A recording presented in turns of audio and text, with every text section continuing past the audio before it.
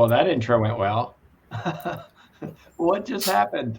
Hi, everybody. Welcome to FSU Coach Live. So sorry about my intro, which just crashed on me. I'm joined by Doug Lemov this afternoon. Doug, thanks so much for joining me. If you wouldn't mind, just give us a brief recap of kind of your career history and we'll get into the show. Sure. Thanks for having me on, by the way. I'm really happy to be here. So my background is in teaching. I was a teacher and a school principal, and then helped to start a network of schools called Uncommon Schools. And in the course of doing so, ended up writing a book about teaching. That was kind of, I guess, based on an idea borrowed from sport, which is game film. I was running a network of schools. We hired really great, enthusiastic people who wanted to change the equation of opportunity for kids in neighborhoods that weren't served by great schools. And they go into classrooms and they come back to us with these questions like, what do I do if, and what do I do when? And they were really, really challenging questions, and there weren't really answers to them that we could find in the training the teachers got. And so I ran a couple of data sets to find examples of teachers who taught in high poverty environments who were really, really successful and got incredible results for kids. And I went to watch some of those teachers, and they were amazing. And I was like, no one is going to believe what I've seen here unless I videotape it. And so I brought a video camera and tried to do what I'd often done as an athlete, which is like to chop up the video of a teacher's lesson into tiny little 30-second, 1 minute, 2 minute clips based around an idea. And that ultimately became this book that I wrote called Teach Like a Champion. It's now in its 3.0 version, which just came out a couple weeks ago. And somewhere along the way, I guess the first sports organization that reached out to me was U.S. Soccer. I played soccer in college. It's always been a game that I've loved. And they said, we think about coaching as teaching, and would you be interested in talking to us and some of our coaches about teaching moves that are applicable to coaching? And so I was thrilled by that, and I said yes. And I did a couple workshops for them, and I felt like I don't think the workshops were that good, honestly. They just there was a lot to understand about the kinds of teaching challenges that coaches face. I really do believe that coaching is a form of teaching, but it's a unique and distinctive form of teaching. And so I spent 5 or 6 years sort of trying to answer the questions that coaches were asking me. Like a typical way that teaching problems are unique in the coaching sector is that in a math class, you're teaching students to solve problems, but they don't have to all solve the problem, 11 of them together, in a fraction of a second. But on a soccer field, it's not just your individual ability to solve a problem. It's predictable problem solving among a group of 11, and we have to be able to do it faster than the opposition, and often make decisions faster than we can actually even have a conscious thought. And so I ended up, thinking about this and reading a ton of cognitive science about this for several years, and ended up writing a book called The Coach's Guide to Teaching, which is trying to sort of translate many of the things that I learned about teaching for coaches. And well, I guess that gets you pretty up to date. One of the things that you mentioned, which I struggle to get across with the students that I teach in our program and just coaches in general, is this idea of data. Mm-hmm. We talk about data analytics from a percentage point of view, right? We see it in NFL games or NBA games where we get all this data and these percentages, but that's really not what I'm talking about. I'm talking about research that shows that X, Y, and Z is the way to go, or we should do something this way instead of this way, instead of how I feel as a coach, Yeah. or what I think is right, or what I've seen my former coach do. We rely a lot on our social learning, and yet here you are coming in saying, you know what, I used data. I went in and I videoed and I broke down data to come up with some solutions. Am I wrong? Am I the only one seeing this, or are you seeing it too when you're working with coaches and teachers? Yeah, no, I think I think you're right, and it's really important, and maybe in a couple ways. First of all, I think there's research, which is, yes, left to their own devices in an environment with no feedback, people will fall back on what feels right or feels good. And teaching is in many ways like a lot of sports. It's a bit of a wicked environment, which is what feels good to the teacher is not always what's most beneficial to the student. Mm. And one of the first things that struck me when I started working in the coaching sector was how many of the shibboleths from teaching had filtered into the coaching world. And they were often sort of things that were accepted as wisdom because they came from the teaching world, but actually they were myths. Can you give an example? Learning styles. That like there's no research at all around the idea of learning styles. I think the reason the idea of learning styles is compelling, I think, is because we do so much of our learning through visual stimulus, and so we perceive ourselves to be visual learners, and that's true. But there isn't really any indication that people have a preferred learning style, and even if they did, the challenge of sport is that, and in so many cases of learning, is that the learning environment dictates the channel of information that you have to use. Right, as an athlete, I have to use my visual perception to spot the space, and I have to use my trailing arm to sort of get a gauge on where the defender is near me, and I have to listen for the sound of the with which the ball is struck to determine how fast I'm gonna retreat or advance. And so I think that's a typical myth. Maybe a more profound myth is this, because I find I struggle with this all the time, is I think there's a belief in education that because the ultimate goal is we want athletes to be problem solvers and critical thinkers, that I should only teach critical thinking and problem solving, and that I shouldn't teach facts and background knowledge. But I think it's overwhelmingly true. A cognitive scientist would tell you that critical thinking and problem solving are impossible without background knowledge, that we can only think deeply about things about which we know a fair amount. And so what I see in a lot of soccer settings, and I think this happens in a lot of other sports, is this belief that if I put players in a cognitively challenging environment and ask them questions, that they will always be able to infer the right answer, that somehow the answer is within them. And that is simply not true. But that if I spend a few minutes explaining principles of play to them beforehand, or perceptive cues, or details about how we might want to approach the situation, then players will see and learn a lot more from that cognitively rich environment. And so I think there's people will tell you should, in schools, why should we teach facts? Facts are, you can look anything up on Google. We should be teaching problem solving and higher order thinking. And the answer to that is because you can't do problem solving and higher order thinking unless you have background knowledge. There's just a lot of research on the ways that novices and experts learn differently. And if you put someone in a perceptively rich environment, an expert will extract the right details and attend to the important signal and learn a lot from that situation. And a novice will not. A novice will be looking at random details and will, even if they guess the right answer a few times, they won't recognize its correctness. They won't remember what they did. They won't learn from it. And so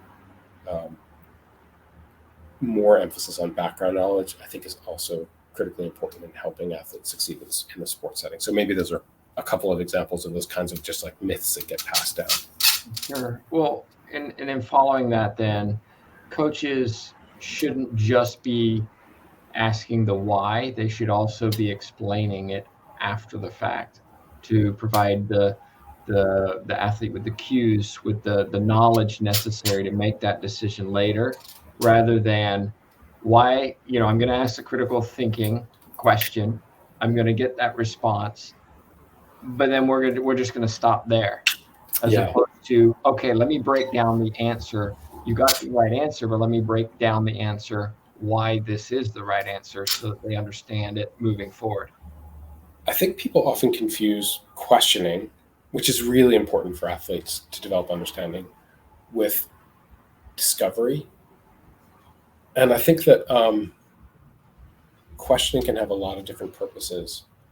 If you took, sorry for so many soccer analogies, but if you took the principles of play that make Pep Guardiola one of the best soccer coaches in the world, they would fit on one page and we could all come to understand them within an hour.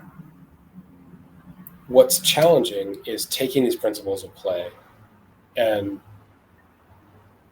applying them in constantly changing situations, under duress, playing against Jurgen Klopp, playing against elite athletes, playing in different situations. And so, yes, we can ask questions to say, what should we do here? But just as useful a question, maybe more interesting, is we know what we want to do here. We want to play wide. What's challenging? Why are we struggling to play wide here? What do we need to do to play wide? Mm-hmm. Why were we successful playing wide there? And so those are all questions, but they start with knowledge, which is, this is the thing we're trying to accomplish. There's still plenty of problem solving to be done, and plenty of questions to ask and plenty of discussion to happen afterwards. So just because you're more knowledge driven does not mean you can't be engaging, interactive, and use questions to engage players cognitively. What are some of the challenges or maybe weaknesses in coaching and even in coaching education that you see now, where, you know what, we really need to be teaching our coaches X, Y, and Z, or about this, or how to do this, because it's an area that we see coaches continually lacking in? Well, I might frame it a little bit more positively. It's an opportunity for coaches to get better. But I think two of the biggest gaps are maybe in the area of feedback, and the area of memory. Okay. So maybe I'll go out of order and just start with, I think the single most overlooked aspect of learning is forgetting, which is, as a coach needs to understand the difference between performance and learning. A cognitive scientist would define learning as a change in long-term memory, which means that performance is your ability to do something in the midst of being taught about it or studying it. So if I'm trying to work on the zone press and we've been working on it for 45 minutes, at the end of practice, my players are really good at it because we spent 45 minutes on it. And I think, great, they've learned it. We're going to crush it on Saturday. And the problem is, the most overlooked thing in learning is forgetting. And as soon as your players walk off the field, they begin to forget. And forgetting is a ruthless and tireless opponent. And by tomorrow, they will have forgotten half of it. And by Saturday, they will have forgotten, the great majority of what they learned. And at halftime, we will say, guys, where's our zone press? I thought we talked about the zone press, on Thursday. And I'm likely even to make an assumption about them as learners, that they don't want it, that they don't concentrate, that they don't care, that they're not, there's some flaw with them. But in fact, the cognitive science is overwhelmingly clear. Unless I come back to something and cause players to have to engage in retrieval practice, which is remembering something that you've begun to forget multiple times, they will not remember. And to be able to use something in a performance environment, it has to be really well encoded in long-term memory, and my ability to retrieve it has to be really, really fluid. So it has to be learned well, and players have to be really adept at retrieval. And so what that tells us is that there's almost nothing that we can teach players in a single session that will endure in their memory. That if I want them to be good at something, I have to teach it and then come back to it 2 days later, and then come back to it 3 days after that, and then come back to it 4 days after that. And that's a huge oversight in training. One of the very small things that I talk about in the Coach's Guide to Teaching is so much of our planning around what we're going to do in practice is based on, at least in the game of soccer, is based on 1 week intervals, right? We play on Saturday. I plan my week based on what's going to happen on Saturday. But that gives me insufficient opportunities to bring things back into working memory that we've talked about previously, and have players struggle to remember them, which is important to building long-term memory. And so if my planning is always based on 1 week intervals, I will never get long-term memory, and I'll always be recycling these ideas. And then it'll be much more productive if I care about long-term learning to practice and to design training in 4 to 6 week intervals, where a topic can come up and then come up again and come up again. It sounds like you're favoring something of more of a, rather than a block practice of one specific topic each session, we do part practice where we cover smaller things more regularly over time so that it's ingrained in that long-term memory? Yes, I think that that serial and randomized practice is, generally I think they're preferable to block practice. I think block practice is really useful when you're just learning a concept and you want to get to durability of understanding of the concept. So when I'm building understanding, I'm kind of okay with block practice, but I have to understand that I want to build both understanding and then I have to build memory. And memory seems like a really trivial thing and that it doesn't require a lot of focus and energy from coaches, but actually it's the most important thing. And so when I go from understanding to memory, then I want to be thinking about serial and randomized practice, which is I do something, I go away, as I go away to a different topic, players forget what we were working on, and then they come back and they have to struggle to remember it more. Yeah. And actually that struggle to remember it more is what will make them better in the long run, even though it will be harder for them. That's the sort of principle behind serial practice and then random practices. And then I have to do it when I don't know it's coming and I can't predict in my mind that it's going to be a fastball now, so I can get my body ready for the fastball. I have to read the fastball. And prepare my body in a fraction of a second. And so that, that's a huge, so for the most part, I think that's right, that changing topics is, when I first started looking at coaching, I thought like a sustained Zen-like focus on a single topic would be the best way to learn. It's probably the best way to get performance at the end of a practice session, but it's not the best way to get long-term learning. And I think those things are different. Well, that's hard though for a coach, because a lot of coaches are placed in positions whereby win now, hurry up and show success, rather than look, I'm working on these athletes and it may be months before we see the progress of what I'm trying to achieve. It's almost a juxtaposition for a coach. Yes, it's a really challenging situation to be in. I think it requires discipline to think about long-term learning for athletes. But it's interesting also because a lot of I talked to a bunch of really top-tier coaches in writing the book. And one of them was Jesse Marsh, who's maybe the sort of one of the foremost soccer coaches in the US. And he said, even within the course of his season, he's thinking about when he starts the season, the end of the season, and what he wants players to be able to, if they get a few things wrong in the first games, he's actually okay with that he really wants to build a durable learning environment where by the end of the season, everyone understands the game model at the flash of an eye. And they, in some ways it prepares you for the playoffs, which happen at the end if you're taking more of a long-term focus over the course of the season, right? As opposed to like, I'm hoping that something will come out tomorrow. We're going to learn this so we have it for the rest of the season. So I do think that there are definitely conflicts between the sort of short-term pressure of like we have to win tomorrow's game and the long-term pressure if we want to have better understanding at these concepts. But it's not only conflict. I think there are also places where the idea of long-term learning is actually can be a competitive advantage for some teams. A question. Go ahead. Somebody I think. Can you talk a little bit about emotional constancy in coaches and why it's important and helps athletes, and then what coaches can do to get better at it? Yeah, it's real. It's so important because we know that players are going to struggle, and I would rather, John Wooden has this great phrase about coaching. He says, the art of teaching is knowing the difference between I taught it and they learned it. And so, if I want to discover the gap between we talked about the zone press for an hour and you can actually do the zone press or you can't, or you can only do it against simple opposition, but you can't do it against complex opposition. I want them to feel comfortable and safe sharing that struggle with me and exposing their own misunderstandings.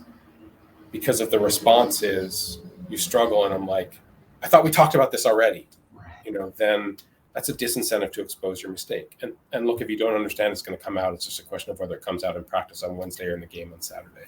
Mm-hmm. And so emotional constancy is, I think, one of the key pieces of something that I call a culture of error, which is a combination of psychological safety. Culture of what? Sorry. A culture of error, okay. Which is a combination of, I would say, like psychological safety.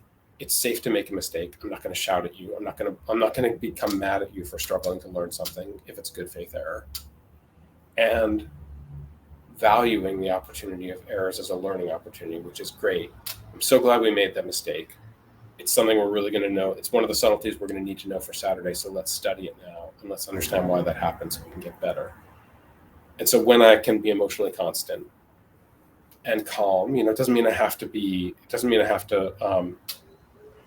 lax with my standards. I can still have high standards for athletes, but reteach in a setting where players don't feel like exposing a mistake, exposing a misunderstanding results in recrimination, then they'll be more likely to share their misunderstandings with me.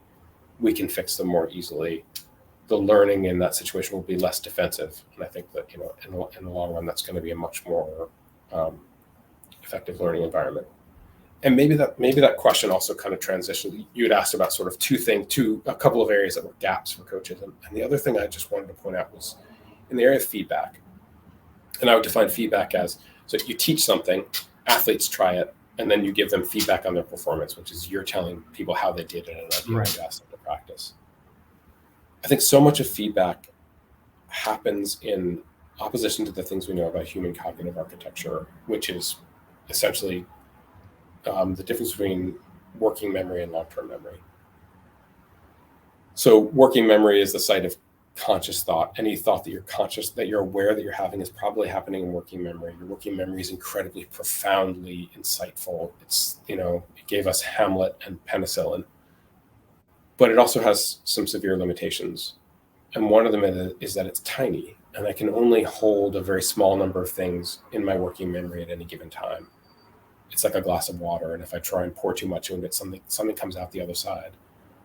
And so lots of times we overload players' working memory with feedback.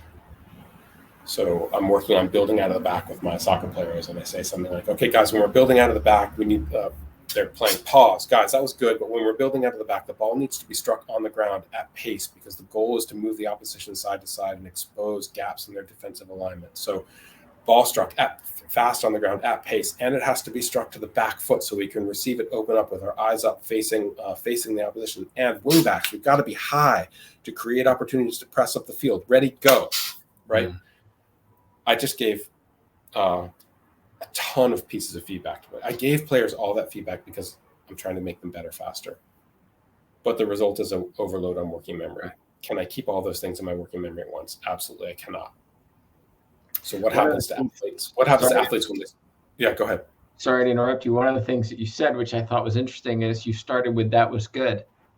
And one of the things we do as coaches is we say positive things, but we don't say what was positive about it. And so players don't know what to replicate. Exactly. Right? Positive feedback is a great tool for motivation, and coaches use it for motivation all the time. But it's also a great tool for helping players understand. Players get things right all the time and fail to replicate them because someone doesn't help them understand what was right and what was right about it. And so that moment of like, that was good because the ball was moving at the pace it needs to move at. Every pass was crisp.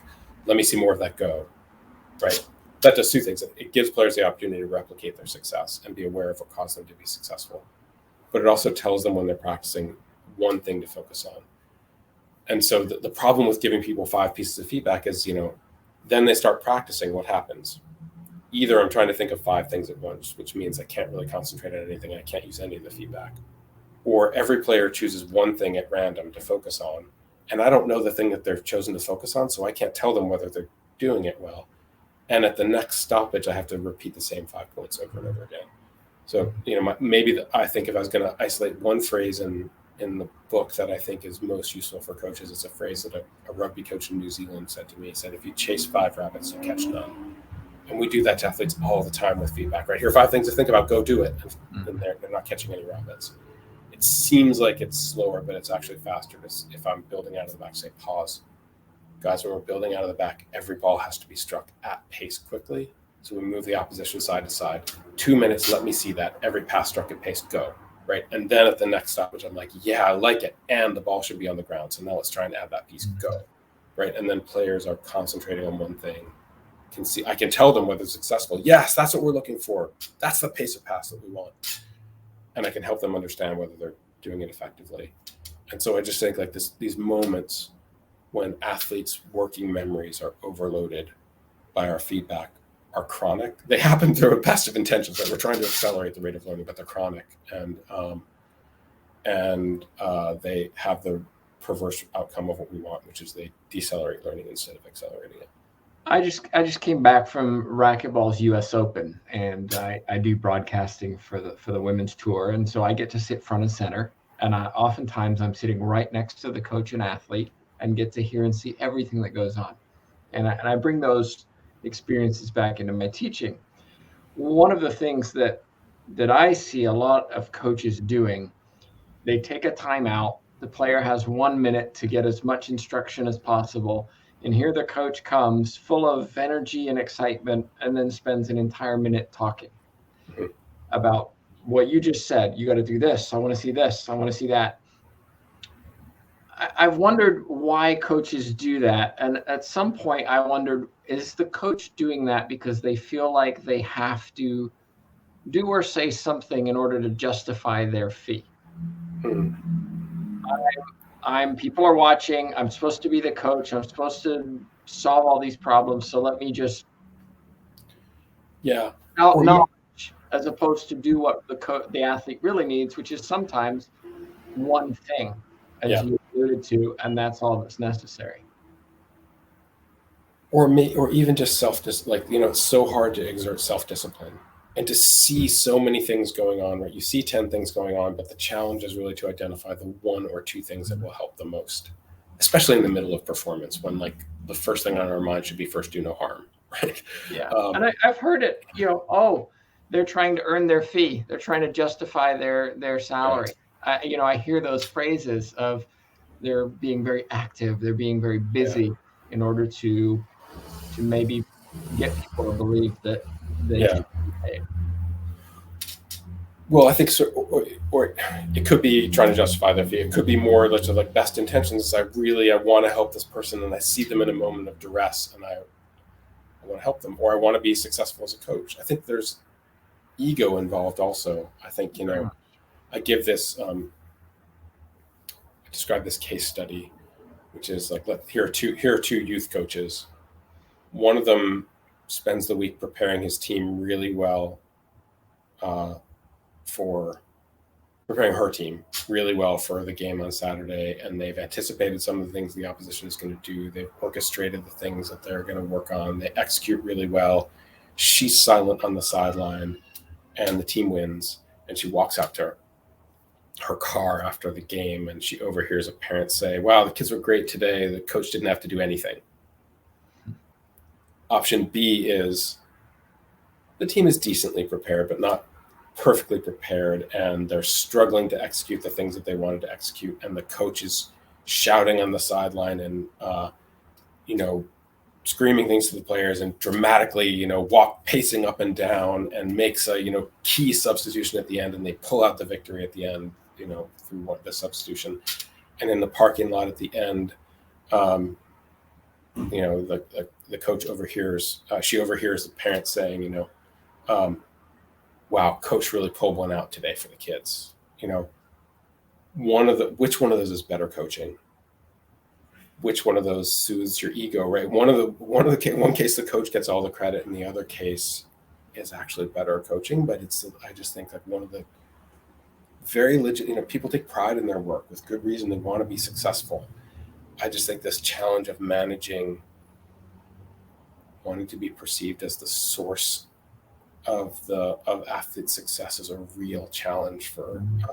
It's just a real challenge in the profession that I don't know that you ever can put it to bed entirely, because I know many coaches struggle with it. But how many coaches would choose A over B to have all the fans and all the parents um, overlook their contribution versus have made a lesser contribution but be given a ton of credit for it. I just think that's a real challenge.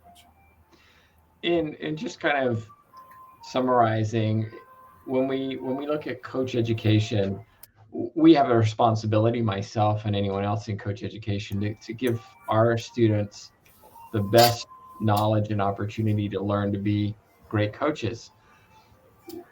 But within coach education, I see a lot of fundamental holes Yeah. and areas where coaches come out of that weekend training or that course or that certificate with maybe more knowledge, as you alluded to, Mhm. where they have facts, but don't really walk away.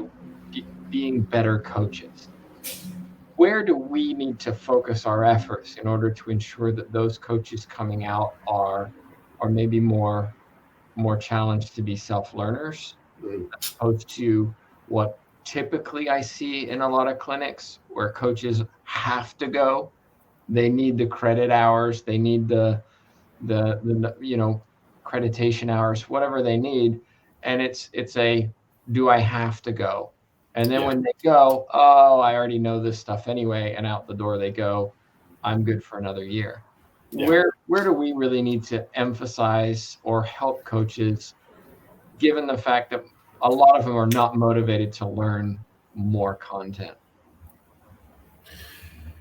Yeah, and also I would say that a lot of coaches would perceive themselves to be motivated to learn content, but they would describe the setting as, a place where you go where everyone is competing to be the smartest, and so like, and to say the wise thing during the session, and so why would I participate in that session? Well, I see a lot of coaching as well. It's all about the sport, Mm-hmm. or sorry, coach education. It's about the sport, right? Here's Yeah, how we do the press. Here's how we play defense. Here's how we yeah, can train goalies to be more efficient or more effective, rather than how do you get a team to work together? How do yeah, you how do you get them to learn skills more quickly? I don't see very much of that. yeah. I think it's fascinating because it's also interestingly an issue in schools, and I think that the research is pretty clear that professional development works better when it's embedded within the life of an organization. So if I go to a professional development workshop or session, it's the same as we were saying about practice, which is one iteration. One iteration is very unlikely to it's very unlikely to change behavior.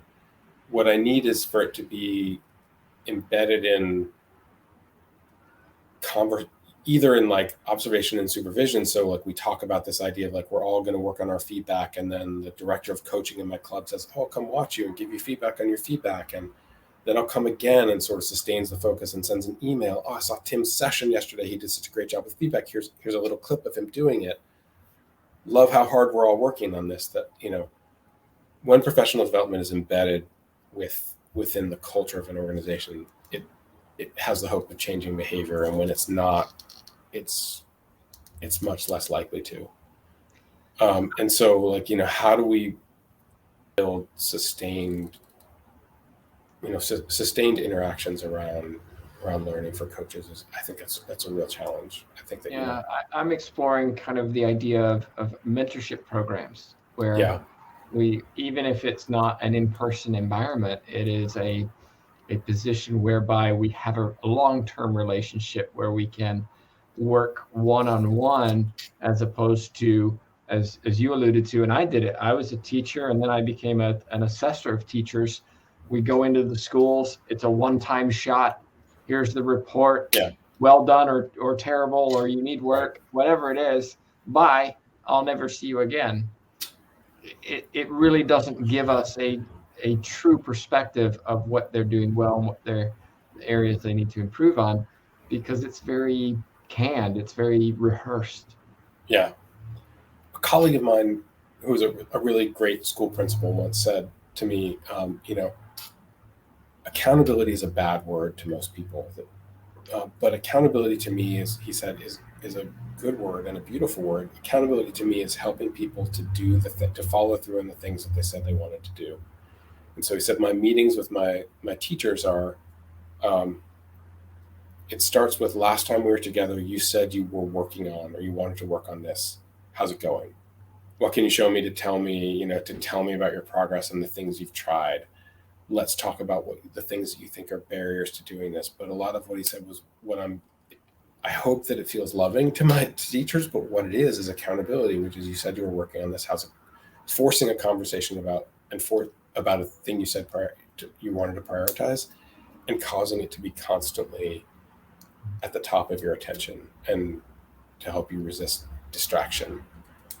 And I think there are a lot of ways that can play out. It can be the organization doing that, but it also could be a mentor. It also could be, you could put together a virtual network of people who just said, we're going to meet on Zoom every week, and we're all going to try and work on our feedback and just come back and talk to each other about it. And those sort of, that to me is accountability, and not a bad word version of accountability. That if we want to get better at things, we really have to construct ways to make ourselves accountable. Doug, if somebody wants to get in touch with you later after watching this, what's the best way for them to do so? Two ways you can. I'm on social media. I'm Doug_Lemov on Twitter, and that's for better or for worse. I'm on Twitter, and you can also email me. I'm dlemov@uncommonschools.org, and I'm always happy to talk. I might be slow getting back to you sometimes, but I'm always happy to talk. Well, I know you're a busy man, and I really do want to say thank you for sharing a little bit of your insight, and I hope those watching have found it beneficial. Thanks for having me on. I really enjoyed it. All right, thanks everybody. Thanks so much for watching. Of course, we try about once a week to do an interview with a guest. If you haven't yet subscribed to the YouTube channel, be sure to do so. But until next time, on behalf of myself, Tim Baghurst, and Doug Lemov, thanks so much for watching. Thanks, everybody.